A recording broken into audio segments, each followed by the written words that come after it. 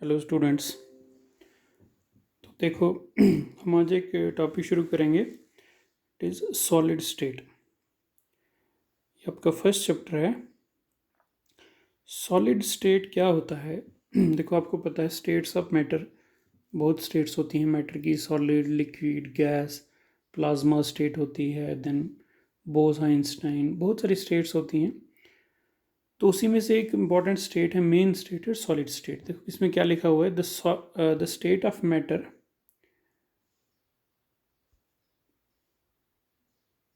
which possess rigidity and have definite shape and volume is called a solid state। वो state, matter की वो state जो rigid हो। Rigid मतलब जो इनकम्प्रेसिबल हो, जो सख्त हो, हार्ड हो, ठीक है, उसको आप बोलते हैं सॉलिड स्टेट। और उसकी एक डेफिनेट शेप भी हो, डेफिनेट वॉल्यूम भी हो। It can also be defined as a state having melting point above room temperature, या इसको आप ऐसे भी बोल सकते हैं जिसका melting point above room temperature, means room temperature पे वो चीज़ सॉलिड हो और उसको अगर मेल्ट करना है तो आपको उसको हीट करना पड़ेगा।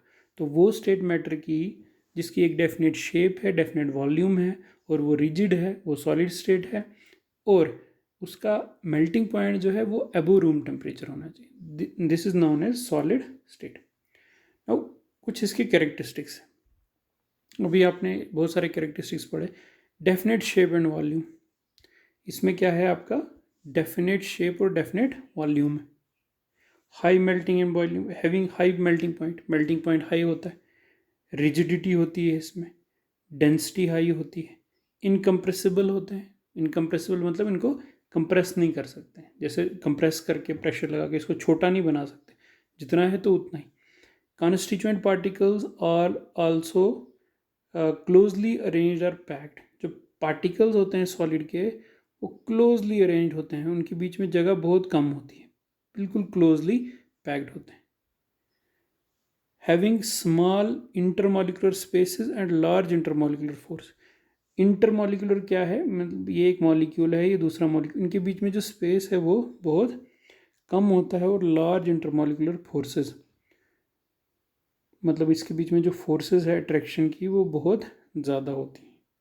तो ये कुछ कैरेक्टरिस्टिक्स हैं इसके सॉलिड स्टेट के।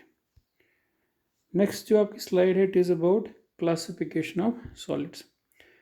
देखो सॉलिड्स को मेनली दो तरह से क्लासीफाई करते हैं, क्रिस्टलाइन सॉलिड्स और amorphous solids. Crystalline and amorphous. देखो क्रिस्टलाइन में आप एक एग्जांपल याद रख लीजिए, NaCl, और एमॉर्फस में ग्लास या रबर। तो इनकी प्रॉपर्टीज़ ही इनके कैरेक्टरिस्टिक्स होंगे दोनों के।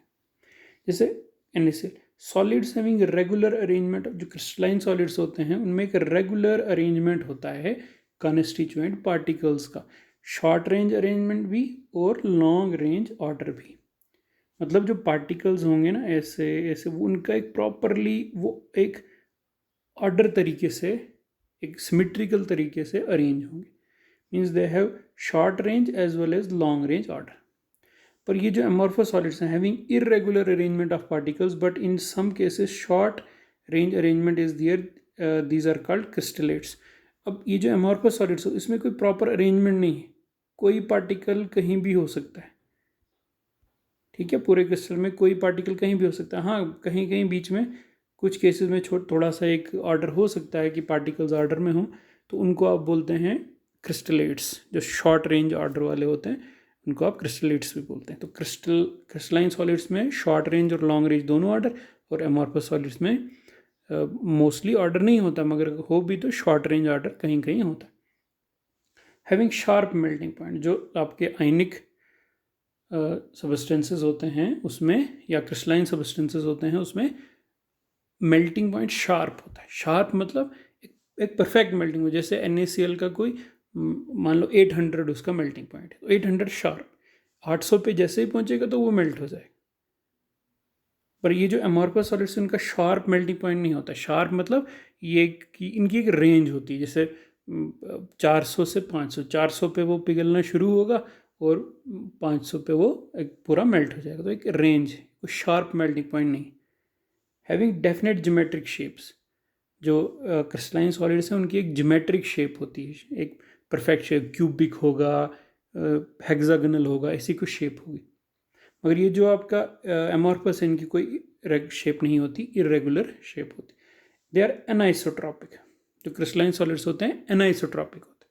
एनाइसोट्रॉपिक का मतलब होता है कि अगर आप क्रिस्टल्स को घुमाओगे तो वो अलग प्रॉपर्टी देगा, हर एक एंगल से उसकी प्रॉपर्टी अलग होगी। जैसे मान लो रिफ्रैक्शन एक प्रॉपर्टी है क्रिस्टल की, उसमें से लाइट पास होती, तो अगर आप क्रिस्टल को एक तरीके से देखोगे तो वो अलग रिफ्रैक्शन करेगा, दूसरे एंगल से देखोगे तो लाइट की रिफ्रैक्शन होगी, तो प्रॉपर्टीज अलग अलग डायरेक्शन में अलग अलग होगी। इसको बोलते हैं एनाइसोट्रॉपी। मगर ये जो एमॉर्फस होते हैं दीज आर आइसोट्रॉपिक। इनको आप किसी भी एंगल से घुमाओ प्रॉपर्टी सेम ही रहेगी। On cutting it gives a clean cleavage. जब आप कट करते हो क्रिस्टलाइन सॉलिड्स को तो एक क्लीन क्लीवेज, जो उनकी दोनों सरफेस मतलब काट के जो दो पीस बनेंगे सॉलिड के, तो उनकी जो सरफेसेस होंगी नई वाली वो क्लीन होंगी, क्लियर सरफेसेस, प्लेन सरफेसेस होंगे। मगर एमॉर्फस में ऐसा नहीं होता, उसमें वो रफ सरफेसेस होंगे। Having definite heat of fusion, ये फिर वही मेल्टिंग पॉइंट की तरह heat of fusion. Heat of fusion वही होता है कि मेल्ट करने के लिए कितनी हीट रिक्वायर होती है। फ्यूजन मीन्स मेल्टिंग, तो एक डेफिनेट हीट होती है। मान लो मैं बोलूँ कि 500 कैलोरीज या 500 किलो जूल्स एनर्जी लगेगी, फिक्स है। मगर एमॉर्फस में एक रेंज होती। They do not have smooth cooling curves, they have smooth cooling curves. Cooling curves क्या होती हैं? मान लो आपने एक इसको मेल्ट कर दिया सॉलिड को मेल्ट करने के बाद मतलब लिक्विड बन गया, तो लिक्विड को आप कूल कर रहे हो। कूल करके क्या बनेगा? सॉलिड बनेगा। तो जब आप उसको कूल करोगे तो एक कर्व बनेगी, ग्राफ बनेगा। जब वो ग्राफ आपका बनेगा तो क्या लिखा हुआ? Smooth, do not have smooth. तो उसमें क्या होंगे? ब्रेक्स होंगे, जैसे ऐसे ब्रेक्स होंगे, उसमें स्मूथ नहीं होगी। पर अगर एमॉर्फस में कोई ब्रेक नहीं होगा, वो स्मूथ कर्व होगा। Okay, they are true solids. जो क्रिस्टलाइन सॉलिड्स होते हैं वो ट्रू सॉलिड्स होते हैं, और जो आपके एमॉर्फस सॉलिड्स होते हैं वो सीडो सॉलिड्स होते हैं, या सुपर कूल्ड लिक्विड्स हैं। सुपर कूल्ड लिक्विड्स इनको बोलते हैं। Example NaCl, KCl, copper sulphate, और glass, rubber, plastic, protein, cellulose, ये सारे आपके अमॉर्फस सॉलिड्स हैं। So this is your classification of solids.